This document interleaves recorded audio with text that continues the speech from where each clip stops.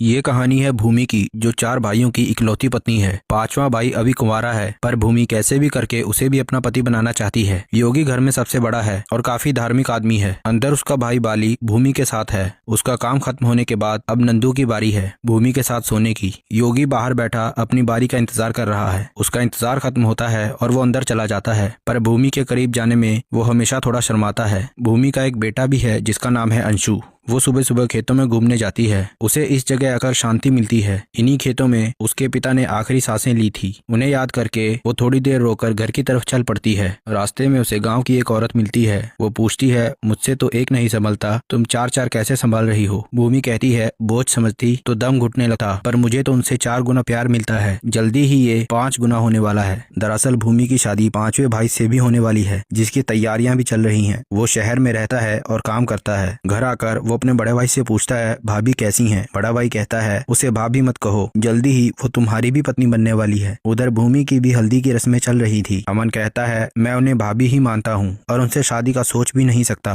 और वैसे भी ऐसी औरत से कौन शादी करना चाहेगा जिसके पहले ही 4 पति हो? अंशु आप में से किसका बेटा है, ये किसी को पता भी है? योगी उसे कहता है, ये हमारे परिवार की प्रथा है, हमने निभाई है तो तुम भी निभाओगे। अमन कहता है, मुझे ऐसा बच्चा नहीं चाहिए जिसको अपने बाप का भी ना पता हो। जिससे योगी को गुस्सा आ जाता है और वो उस पर हाथ उठा देता है। तभी भूमि आकर उसे रोक लेती है। वो कहती है, अगर अमन ये शादी नहीं करना चाहता तो हमें भी जबरदस्ती नहीं करनी चाहिए। वो पढ़ा लिखा है, भला वो मुझ जैसी से क्यों ही शादी करेगा। सभी वहाँ से चले जाते हैं। इसके बाद अमन भूमि से माफी मांगते हुए कहता है, मुझे वो सब नहीं बोलना चाहिए था, पता नहीं ये सब कैसे मेरे मुंह से निकल गया। भूमि कहती है, ये मेरे लिए अच्छा ही है, पहले ही 4 को संभालना मुश्किल था, अगर 5वां भी संभालना पड़ता तो मेरी तो हालत ही खराब हो जाती। भले ही उसने ये बोल दिया था, पर आज भूमि को अमन की बातों से बेइज्जती तो महसूस हुई थी। अगले दिन योगी पूजा करने जाता है। वो देखता है उसके गुरुजी की मूर्ति टूट चुकी है। वो गुस्सा होकर कहता है, शादी ना होने की वजह से ये मूर्ति खंडित हुई है और अब ये शादी जरूर होगी। अमन कहता है, सिर्फ एक मूर्ति के टूटने से मैं अपनी जिंदगी खराब नहीं करूंगा, मैं जल्दी ही वापस चला जाऊंगा, मगर भाभी से शादी नहीं